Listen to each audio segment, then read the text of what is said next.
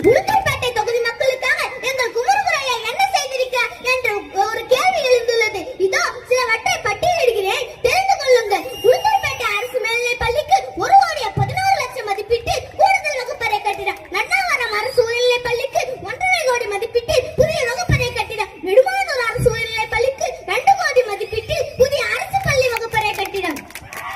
தாழை கிராமத்தில் உள்ள அரசு உயர்நிலைப் பள்ளிக்கு 42 லட்சம் மதிப்பீட்டில் புதிய வகுப்பறை கட்டிடம். அது மட்டுமா, தன்னுடைய 3 ஏக்கர் நிலத்தை தானமாக கொடுத்து மகளிர் மேல்நிலைப் பள்ளியை கொண்டு வந்தவர் எங்கள் குமரகுரு ஐயா அவர்கள். உளுத்தூர்பேட்டை சட்டமன்ற தொகுதிக்குட்பட்ட 21 அரசு பள்ளியை மேல்நிலைப் பள்ளியாக தரம் உயர்த்தி கொடுத்தவர் எங்கள் குமரகுரு ஐயா அவர்கள்.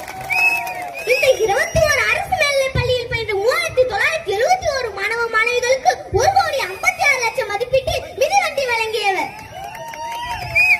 உளுத்தூர்பேட்டையில் ஒழுங்குமுறை விற்பனை கூடத்தில் வியாபாரிகள், விவசாயிகள் ஓய்வு எடுப்பதற்காக 2,50,00,000 கோடி மதிப்பீட்டில் ஓய்வு கூடம் கட்டி கொடுத்த ஏழைகளின் பாதுகாவலர் எங்கள் ஐயா அவர்கள். தமிழ்நாட்டிலேயே முதல் முறையாக குளிர்சாதன வசதியுடன் கூடிய நீதிமன்றத்தை அமைத்துக் கொடுத்த மனுநீதி சோழர் எங்கள் ஐயா அவர்கள். உளுத்தூர்பேட்டையில் அரசு மருத்துவமனைக்கு சிடி ஸ்கேன் வசதி. திருநாவலூரில் 13 கோடி மதிப்பீட்டில் துணைமின் நிலையம்.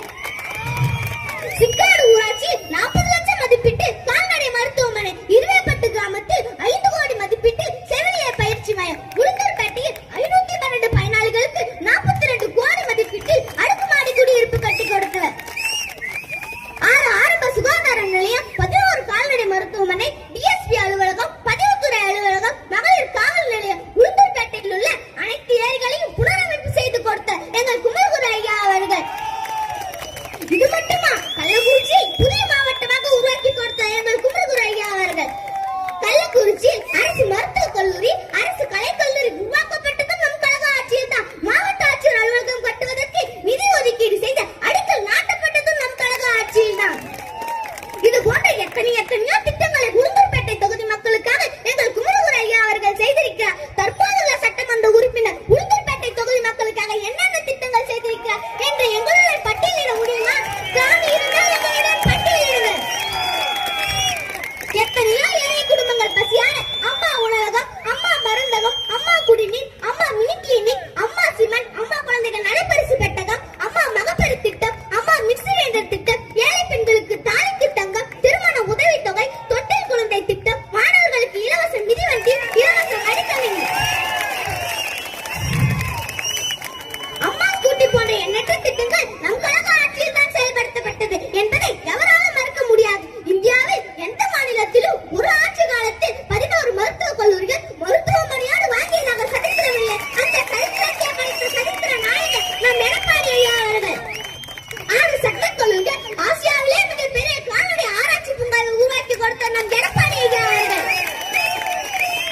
7.5% புலி ஒதுக்கீடு வழங்கியதன் மூலம் என்னை போன்ற ஏழை குடும்பத்தில் பிறந்த என் அக்கா அண்ணிகள் மருத்துவராகும் உயரிய வாய்ப்பை உருவாக்கி கொடுத்த நம் எடப்பாடி ஐயா அவர்கள்.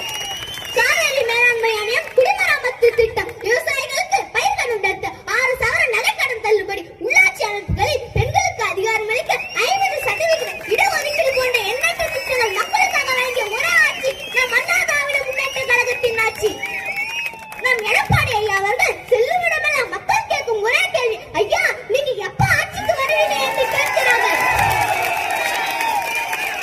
அந்த அளவிற்கு இன்று கொடுங்கோல் ஆட்சி நடந்து கொண்டிருக்கிறது. மின் கட்டணம் ஏறி போச்சு, சொத்து வரி ஏறி போச்சு, தண்ணி வரி ஏறி போச்சு, விண்ணை முட்டும் அளவிற்கு இன்று விலைவாசி ஏறி போச்சு.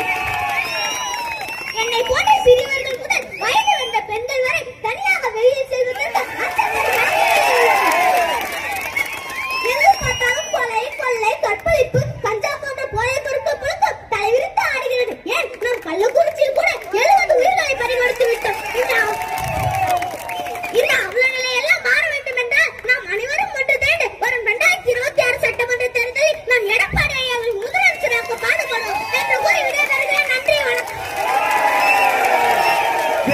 நன்றி நன்றி நன்றி. மாவட்ட எம்ஜிஆர் இளைஞரணி செயலாளர் அன்பு தம்பி ராஜீவ்காந்தியின் சார்பாக செல்லக்குட்டிக்கு அன்பளிப்பாக மாவட்ட கழக சில திருவிழாவாளர்